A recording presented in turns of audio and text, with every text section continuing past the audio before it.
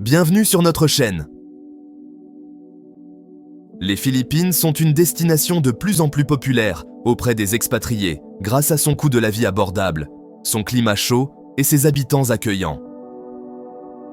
Le logement, la restauration et les soins de santé sont économiques par rapport à de nombreux pays occidentaux, ce qui permet un style de vie confortable à une fraction du coût. L'anglais étant largement parlé, la vie quotidienne et les interactions professionnelles sont simples et accessibles, ce qui est particulièrement attrayant pour les nouveaux arrivants. Si l'on ajoute à cela des coûts peu élevés, une culture diversifiée et la facilité de communication, les Philippines constituent un choix fantastique pour tous ceux qui envisagent de s'installer en Asie du Sud-Est. Parlons maintenant des défis. De nombreuses personnes rêvent de vivre aux Philippines, mais le processus peut sembler insurmontable.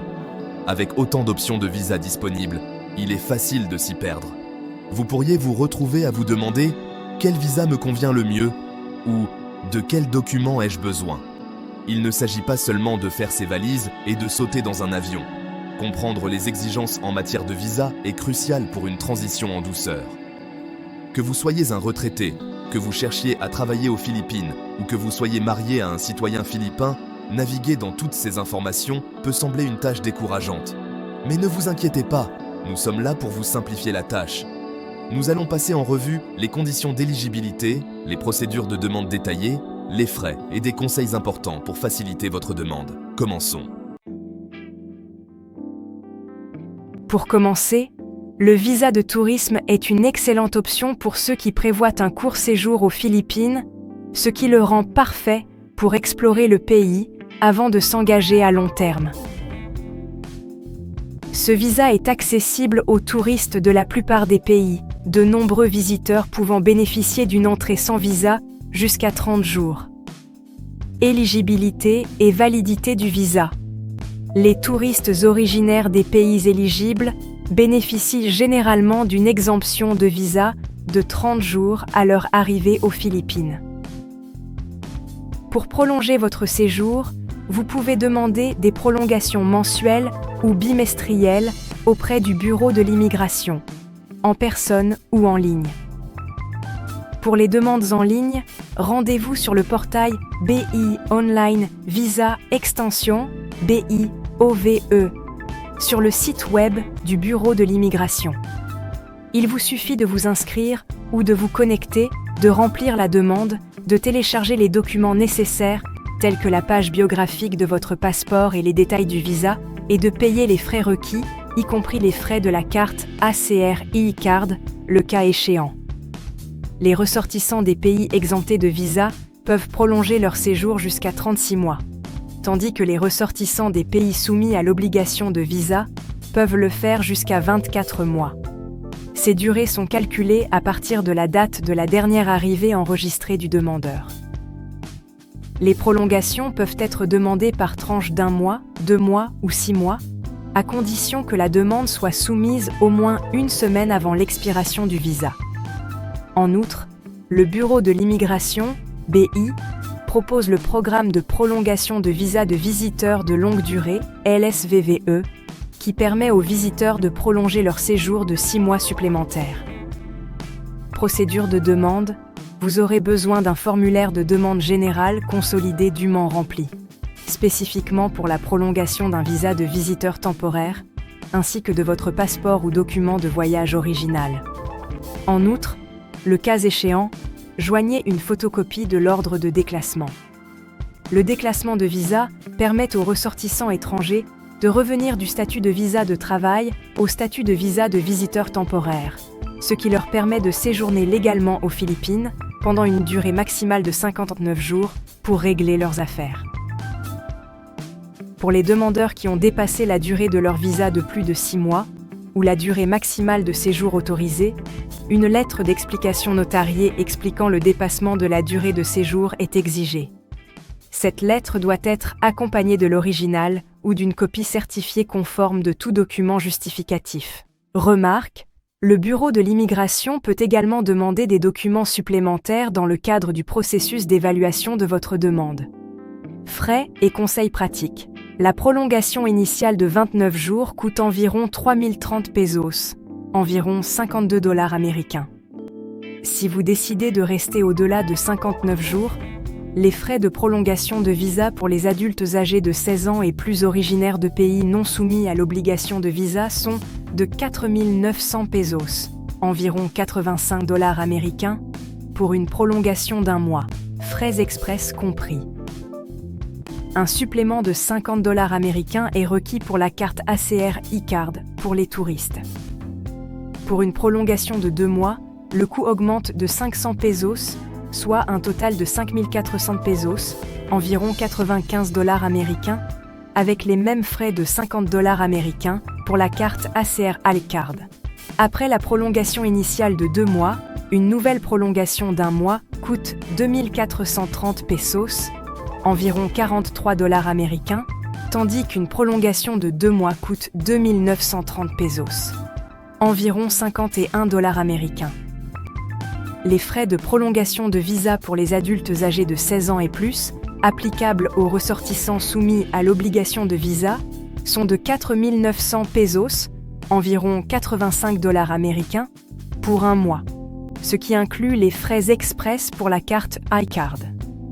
De plus, la carte ACR e-Card pour les touristes coûte 50 $ américains.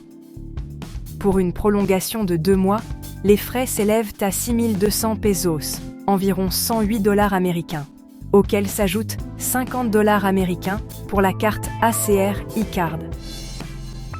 Après une prolongation régulière de 2 mois, une prolongation d'un mois coûte 2 430 pesos, environ 42 $ américains, tandis qu'une prolongation de 2 mois coûte 2 930 pesos, environ 51 $ américains. Les frais de séjour irréguliers aux Philippines comprennent une amende de 500 pesos par mois.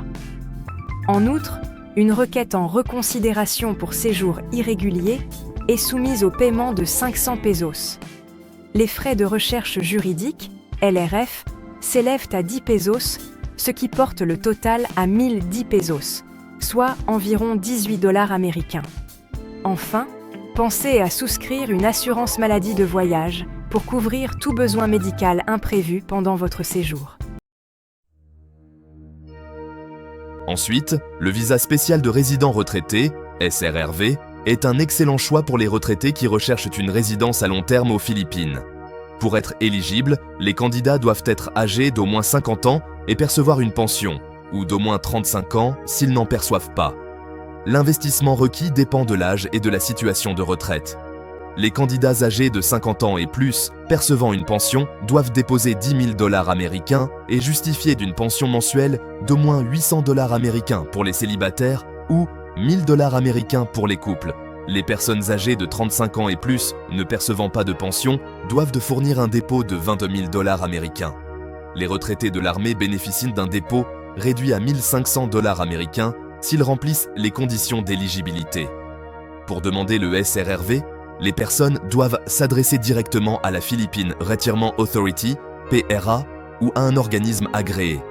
Les documents requis sont un passeport valide pendant au moins 1 an, un extrait de casier judiciaire du pays d'origine, un certificat médical et une preuve de pension, le cas échéant.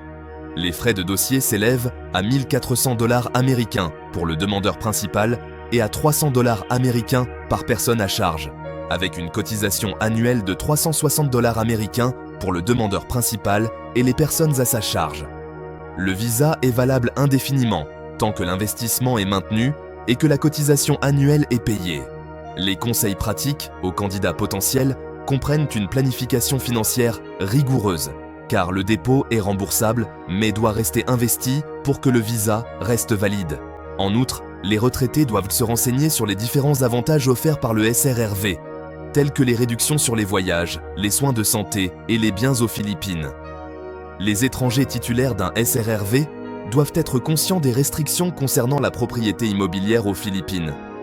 S'ils ne peuvent pas être propriétaires de terrain, ils sont autorisés à posséder des appartements en copropriété, à condition qu'au moins 60% de l'immeuble appartiennent à des citoyens philippins. Un remboursement sera effectué si le visa est restitué et que le SRRV est converti en visa de tourisme, sur présentation des documents justificatifs. Si vous avez une offre d'emploi aux Philippines, le visa de travail 9 grains est ce dont vous avez besoin. Ce visa est destiné aux ressortissants étrangers qui ont obtenu un emploi auprès d'un employeur basé aux Philippines et prêt à les parrainer. La procédure de demande comporte 2 étapes principales.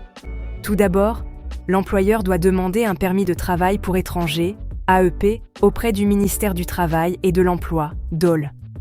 Une fois l'AEP approuvée, l'employeur peut déposer la demande de visa au nom de l'employé auprès du bureau de l'immigration.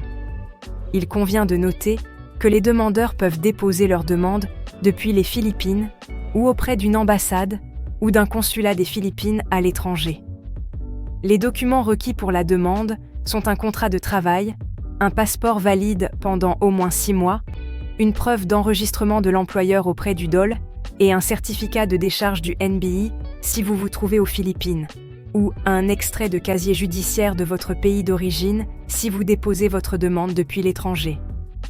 Les frais de visa 9 grains varient en fonction de la durée du visa et se situent généralement entre 8 000 et 12 000 pesos, environ 145 à 218 $ américains.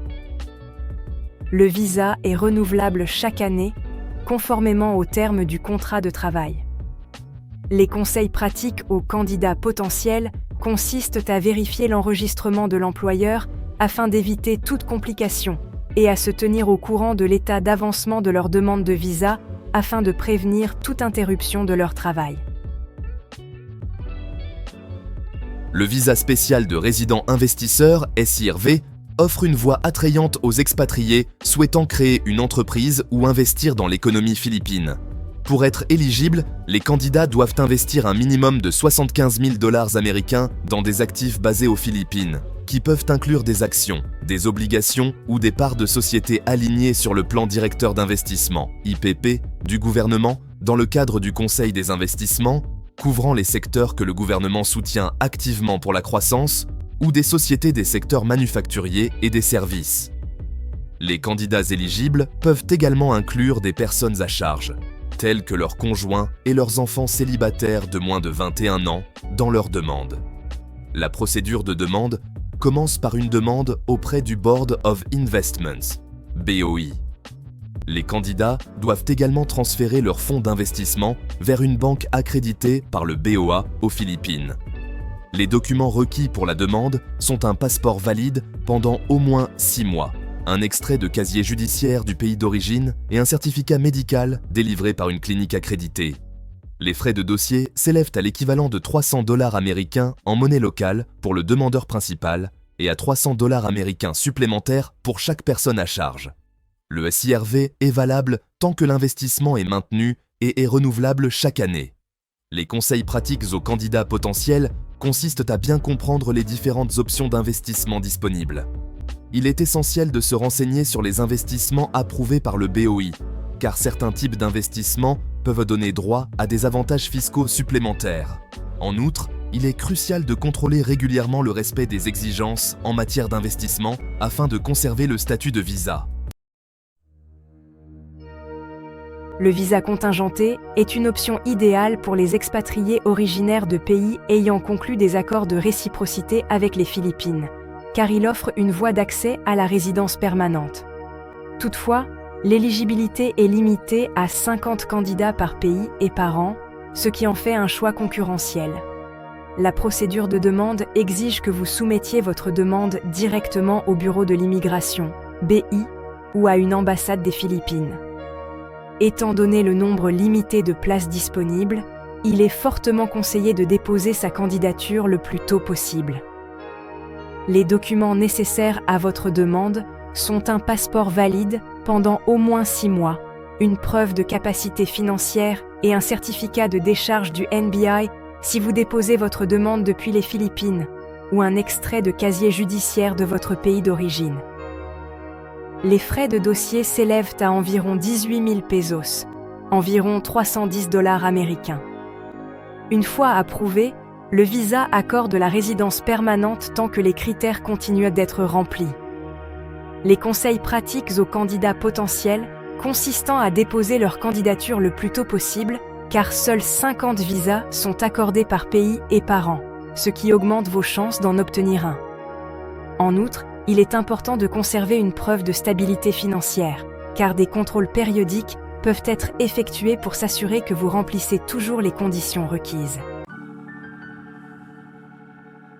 Enfin, le visa 13A, par mariage, offre aux conjoints étrangers, de citoyens philippins, la possibilité de vivre aux Philippines à long terme. Pour être éligibles, les candidats doivent être légalement mariés à un citoyen philippin. Il existe 3 façons de soumettre votre demande. Première. Si vous êtes aux Philippines, vous pouvez déposer votre demande en personne auprès du Bureau de l'immigration, BI. Deuxième, vous pouvez déposer votre demande auprès de l'ambassade ou du consulat des Philippines dans votre pays d'origine. Ou, troisième, vous pouvez recourir au service d'une agence accréditée par le BI. Parmi ces options, le recours à une agence accréditée peut être la solution la plus pratique, car ces professionnels fournissent des conseils d'experts tout au long du processus de demande et aident à la préparation et à la gestion des documents requis. Les documents essentiels sont un passeport valide, un certificat de mariage délivré par l'autorité philippine des statistiques, si le mariage a été célébré aux Philippines, et une preuve de la citoyenneté du conjoint philippin. Les coûts associés au visa d'immigrant hors contingent 13A, communément appelé visa de conjoint, comprennent des frais de traitement de visa de 8 620 pesos, environ $150 américains, et des frais de carte ACR iCard de $50 américains. Le délai de traitement est généralement de 2 à 3 mois après le dépôt de tous les documents. S'il est approuvé, le demandeur bénéficiera d'un statut probatoire d'1 an, après quoi son éligibilité au statut de résident permanent sera réévaluée. Il est important de noter que les titulaires d'un visa 13A ne sont pas tenus d'obtenir un permis de travail pour étrangers. Les candidats doivent en fournir régulièrement une preuve de leur mariage, car celle-ci peut être demandée pendant le processus de demande. Si le visa 13A est en cours de traitement, il est conseillé d'obtenir un permis de travail spécial, SWP, pour un emploi local. Les permis de travail spéciaux sont valables 3 mois et peuvent être renouvelés pour une période de 3 mois. Afin d'éviter d'avoir à faire revalider votre visa, il est recommandé d'être physiquement présent aux Philippines pendant toute la durée du traitement de votre demande. En outre, le cas échéant, le conjoint philippin peut demander la double nationalité, ce qui peut simplifier le statut d'immigration du conjoint étranger. En vertu de la loi philippine, les ressortissants étrangers titulaires de visa d'immigrant ou de non-immigrant et d'une carte d'identité de résident étranger, ACR iCard, doivent se présenter au Bureau de l'immigration, BI, dans les 60 premiers jours de chaque année, soit en personne, soit virtuellement par l'intermédiaire des services en ligne du BI. Pour les déclarations virtuelles, les personnes concernées doivent remplir un formulaire d'inscription en ligne sur le site web des services électroniques du BI et présenter l'original de leur carte ACR iCard, de leur visa valide et de leur passeport. Sont dispensés de déclaration en personne les moins de 14 ans, les plus de 60 ans et les personnes souffrant de problèmes de santé spécifiques. En conclusion, chacune de ces options de visa offre des avantages uniques en fonction de vos projets aux Philippines. Si vous recherchez un séjour de longue durée, le SRRV ou le visa 13A peuvent être idéaux en fonction de votre situation personnelle. Pour les investisseurs, le CRV offre une voie d'accès à la résidence par le biais d'investissements commerciaux, tandis que le visa de tourisme offre une certaine souplesse à ceux qui souhaitent explorer les Philippines à court terme, avec des possibilités de prolongation faciles. Pour obtenir des informations plus précises et actualisées, consultez les sites web officiels du gouvernement ou adressez-vous à un expert local en matière d'immigration, car les politiques et les exigences en matière de visa peuvent changer. Lorsque vous préparez vos documents, assurez-vous d'en avoir plusieurs copies à portée de main, en conservant des versions numériques et physiques accessibles. Il est tout aussi essentiel de se tenir au courant des mises à jour des politiques. Consultez régulièrement les sites web du Bureau de l'immigration, BOI, et du ministère du Travail et de l'Emploi, DOL, car des changements peuvent survenir de manière inattendue. Enfin, pour éviter les escroqueries, adressez-vous toujours à des agences agréées ou à des bureaux gouvernementaux officiels pour vos demandes. Grâce à ces options de visa et à ces conseils pratiques, vous êtes prêt à vous lancer dans votre nouvelle aventure aux Philippines. Si vous avez trouvé cette vidéo utile, n'hésitez pas à la liker et à soutenir la chaîne en vous abonnant pour plus de contenu utile aux expatriés. Nous aimerions connaître votre avis. Si vous avez des conseils à donner sur les visas pour les Philippines qui pourraient être utiles à d'autres personnes, n'hésitez pas à les partager dans les commentaires ci-dessous. Nous avons hâte de vous retrouver dans la prochaine vidéo.